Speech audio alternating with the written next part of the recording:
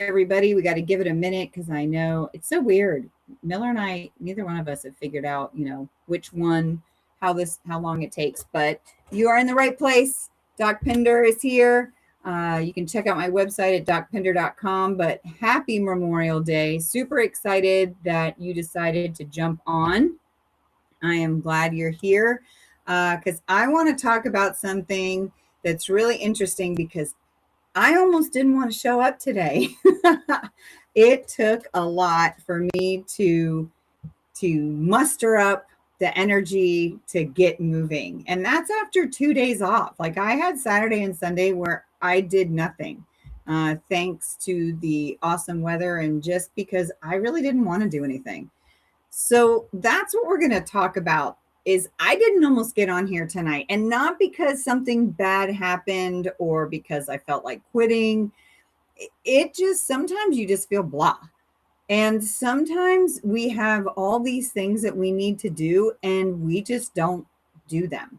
So we're going to talk a little bit today and about how you can work through those feelings and get started even when you don't want to do anything.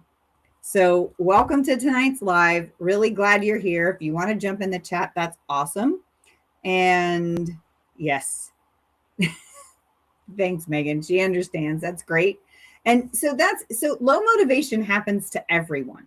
And we can all get those feelings of just the blahs.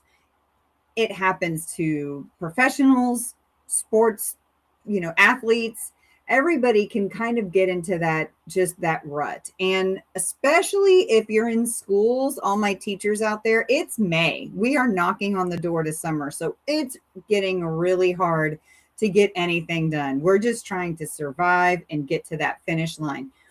But I'm even talking about more basic things. I'm talking about maybe it's a overflowing laundry basket. Totally guilty. Maybe it's setting that doctor's appointment that you keep putting off. Maybe it's establishing that budget. Maybe it's working on meal preps and maybe some healthier eating or better, healthier habits. Whatever those things might be that seem to be weighing you down that just aren't getting done, that's what we're talking about tonight. So I'm not going to sit here and pretend that I'm extremely motivated because I was really lacking this weekend. But let's talk about those feelings and then what you can do with them. And honestly, why they make sense. Because when we look at the blahs, that's neurological. It's not always laziness. So your nervous system impacts motivation more than you realize. A lot of the times we just keep piling it on. It can be stress overload. I got it. A lot of the times I'll call it, I'm fine-itis. I'm fine. But that can lead when we just keep stuffing, that can lead to that overload. There's also mental fatigue. Like I mentioned earlier, teachers are at a point right now where there's testing, end of the year parties, grades. They're trying to wrap things up. It can be exhausting, or even just day to day can be exhausting. If you're a student, if you're a professional, maybe you started a new job, or maybe there's work stress that's going on. But that mental fatigue is definitely something that can exist, along with decision fatigue. That's a tough one. When you just get to the point where you're tired of making decisions. A lot of us can just feel worn down from that. So this is also taking that into consideration, along with emotional exhaustion. And I think I can pretty much raise my hand to that one. For whatever reason, emotionally, I've been pretty drained lately. So that's why it's been tough these last few days. Or it can be too much stimulation or distraction. You know me, I'm going to always bring up this little device and the distracting qualities that it brings into our life. And I think it's something that we really need to keep an eye on and make sure that we're not letting that also impact our ability to get things done. And sometimes our brain is just trying to conserve energy. Maybe we're realizing that we're just exhausted. We're pushing ourselves too much. So it's taking all those things into consideration. And if there's any of those things that you need to address, I've talked a lot about that in the past. You can see some of those videos, or there's always a free consultation call where it's an encouragement call where you and I can touch base just for about 15 to 30 minutes. And any of those are really kind of bogging you down, we can talk a little bit about some strategies to help you. But when we look at what we're talking about tonight, we're talking about that just bringing you down to the point where you really don't want to do anything. So I'm not talking about severe depression or clinical depression or anything along those lines. I'm just talking about like day-to-day blahs. So what happens is a lot of the times when we start to feel down, our brain shifts into a mode where it wants comfort, predictability, low effort. So that might be maybe binging a show, maybe scrolling on your phone, and really not getting done anything around you. So even starting something new or something that you were once excited about might feel overwhelming to your brain, and it kind of pushes that off, and that level of motivation might drop down. So again, it's not that you're not unmotivated or lazy or any of those things. Your nervous system might just be overloaded. So what we want to do is we want to look at activating ourselves, kind of action over feelings, because action is what's going to help us move forward. And that's what I knew I needed today. I was definitely stuck. Hey, Sarah Ann, I'm so glad to see you here. So yes, so we're talking about when we look at motivation. I hear so many times, especially from students, like, I'm just not motivated. That doesn't motivate me. But motivation comes after the movement. So it's funny that you would think, okay, I need to be motivated to get something done, but it actually happens after you get something done. So people who wait to feel motivated before they move, that's not how it works. Instead, we need the movement to create that motivation, to bring us to that point. So it's that action creating momentum through dopamine reinforcement. The same dopamine hits that you get from the scrolls, which are super quick, you're going to get from small completed tasks. So that's what we're going to look at tonight. So what task do you need to get done that we can look at something small, because those little small rewards are what our brain gets excited for. So that's where that dopamine comes from. And then it's those feelings of, I can do this. This is manageable. I survived. So think of it like this. It's not climbing an entire staircase at once. It's looking at that first step. And I taught this is 28 years, so I only have 2 more till my 30. But throughout that time, one of the biggest things that I worked with students on was just initiating something, getting started. So many times they just wouldn't, it's not that they couldn't get the work done, they weren't getting the work done. So that's what I need us to look at. Is there something that you need to get done that you know you can do, but you just can't get the energy or muster the strength to get her done? So that's what we're talking about. So the problem isn't always the task, it's the starting, it's that initiation. A lot of the times, the anticipation that we feel of the effort that we're going to have to expend is worse than the effort itself. Again, I'm going to go back to my example of students and getting their work done. So often, I have a 2nd grader right now. If you put down a piece of paper in front of him, it is drama. His arms are flailing, he's yelling, he's fake crying. I mean, we even get alligator tears, you name it. So what I suggested was we took the page and we actually folded it. So we kind of made it to where it was just like the top part where he could only see part of the paper. And so we have a visual of, first work, then he loves Prodigy right now. That's one of the computer programs. So when we gave him that, showing him only a piece of the task, not the entire task, it's actually brought his stress level and stress response down significantly. And it's funny because this weekend I felt like that second grader. My basket of laundry was staring at me, and every time I looked at it, it just, I felt like the second grader. I thought of everything I could do besides that. I decided to watch a whole new series. It's limited series, so it was only 6 shows, but still, I did that instead of my laundry. So, and like, I didn't know if I was going to come on tonight. So again, I'm talking about how do we get started? Because a lot of the times we say, oh, I can do it tomorrow. I mean, I had a 3-day weekend, which I'm sure a lot of people did. So my, on Saturday, I could do it Sunday. My, on Sunday, I can do it Monday. We can put things off. Sometimes we just need to get her done. So again, when we look at the nervous system, that avoidance temporarily reduces stress, like, oh, I can just put it off. But actually, we constantly start thinking about it, and it increases our stress regarding whatever that task might be. So that avoidance gives short-term relief, but adds to long-term pressure. So we really need to get our minds into move forward anyways.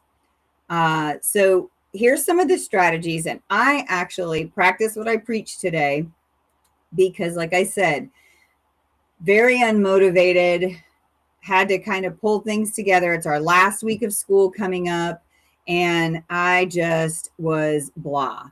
So a few strategies. The first one is the 5-minute rule. This is great. I give this to a lot of people, especially students, but clients alike. Sometimes if you just set a timer and say, okay, I'm going to do this for 5 minutes, I usually push it to 10. But for instance, that laundry that I need to tackle, that's a perfect 10-minute rule. So I give myself 10 minutes and I put away whatever I can for 10 minutes. And when that timer goes off, I'm done. Now, what's interesting is it lowers the pressure that I'm putting on myself. It helps bypass any resistance because 10 minutes is easy. I can get that done. And I would venture to say that 90% of the time, you're going to keep going and just get the whole task done. That's what I have done on numerous occasions, especially when it comes to work, because when I get home, I'm so tired and I don't want to do additional things. But if I give myself that 10 minutes, that 10 minutes often multiplies.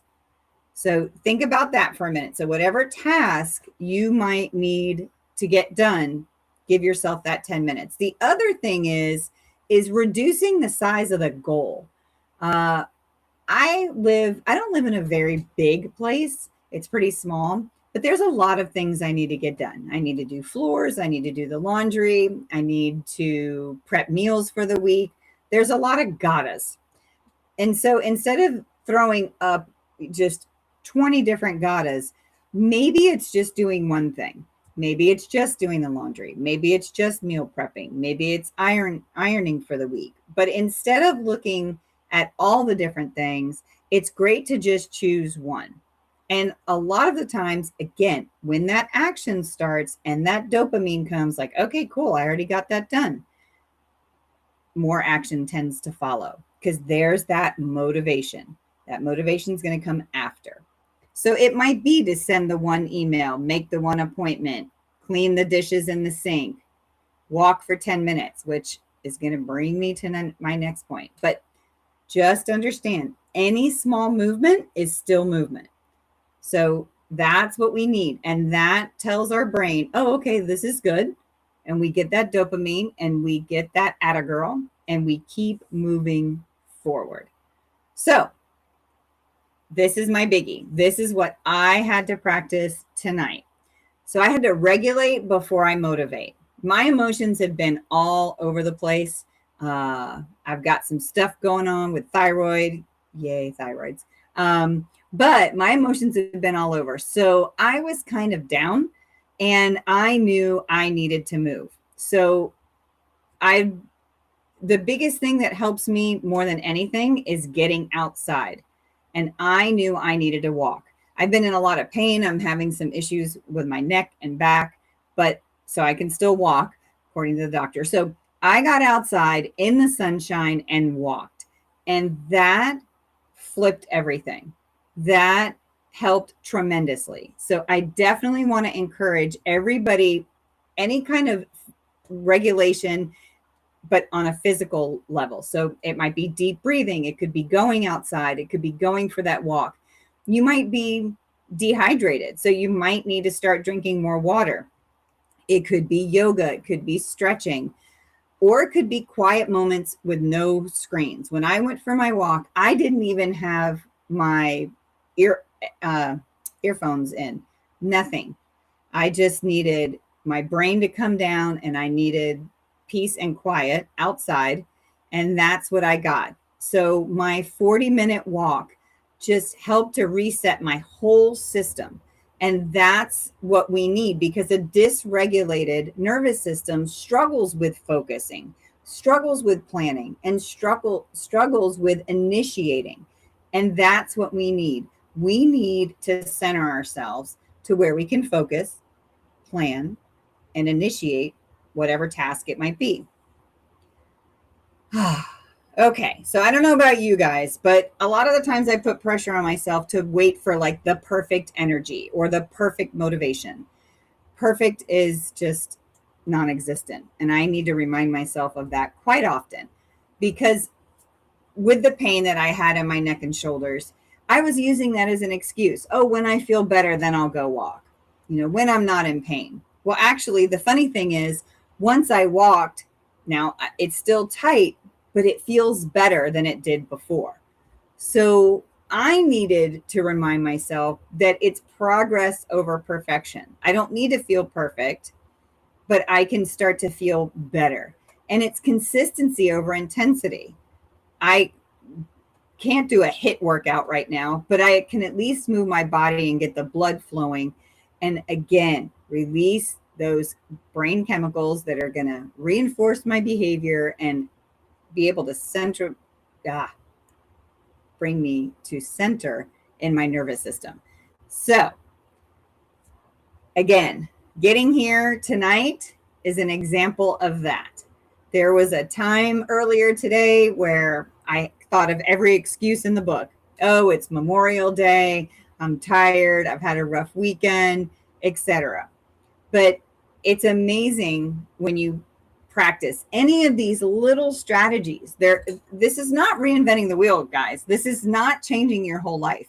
This is taking one little aspect and being able to incorporate it, and you'll see phenomenal results. So it's those small steps that lead to big leaps and bounds, but you just got to try those out and give it more than just one try.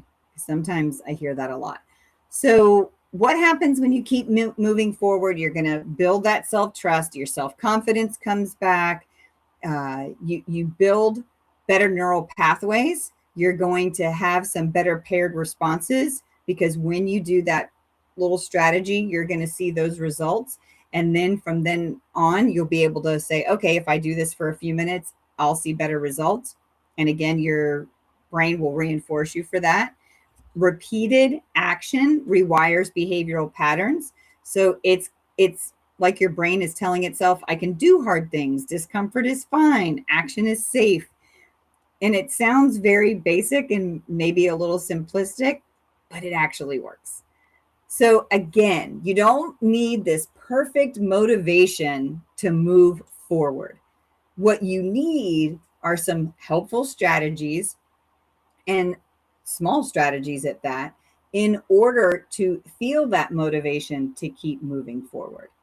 So I have a great handout. One of the things I like to do as well is an attitude of gratitude. When I'm feeling down or frustrated, or just if I need kind of like a timeout to myself, I take a few minutes and I remember all the good things that are happening right now, because there's some great things. So yeah, there's some pain right now. There might be some medical issues and the exhaustion of end of the school year, and summer's coming up and all the things. But then there's a lot of great things that are happening. I've been doing more lives. I am talking to some people about some counseling opportunities outside of YouTube. And there's also some coaching opportunities that are coming from YouTube. So there's great things in place. There's some trips coming up. There's a lot of free time coming up. There's some good reset time coming up. So it's taking that and being able to say, yeah, there's some tough stuff, but there's a lot of good stuff. So that attitude of gratitude is also a great way to calm your mind and to allow yourself to move forward, because your feelings are real, but they don't always get to make your decisions. They don't get to stop you in your tracks and freeze you. We can feel the feels and keep moving forward. So here's what I'm going to do. Tonight, I want you to pick one thing that you might be avoiding. Mine's going to be my laundry. I'm getting that basket done as soon as I'm done with this live. I'm going to go turn on some music, which will help me get her done. But you pick one thing, one task, one call, one email, one step, one moment of movement, whatever you think that you would like to get done, and get her done. Make it a point to get that done. If you can get it done tonight, that's even better. If you need to get it done tomorrow, that's fine too. The sooner you get it done, the more your nervous system is going to regulate and actually calm down, which is what we all need, right? So again, the goal tonight isn't to feel amazing, like, yes, I can get this done. The goal tonight is to just keep moving forward. And you've got the power to move forward by just implementing one of the simple strategies we talked about tonight. So again, I'm Doc Pinder. I really appreciate you being here. You can find all the links below in the description where you can sign up for that free 15-minute to 30-minute encouragement call. Or there's lots of different downloadables that you can check out that might help you center yourself a little bit more on what exactly that it is you want. Because if you don't know what you want, that's where you should start. And there's also that free attitude of gratitude where you can just start listing all the great things that are going on. And you can be thankful for anything from air conditioning to a great salad that you made for lunch to a walk in the park, whatever you can be thankful for. And there are so many things we can be thankful for. And that also can really help your nervous system get centered, which will allow you to start moving forward. So congratulations to all the graduates and all the teachers that have summer knocking on the door. And for all the rest of us, congratulations on having a wonderful 3-day weekend, I hope. And thank you for being here tonight. If you have any questions, this is the time. And if not, then I have a basket of laundry that needs my attention. All right. Well, thank you guys so much, Sarah Ann, Cheryl, and Megan. Greatly appreciate you being here. And I have more videos to record after this.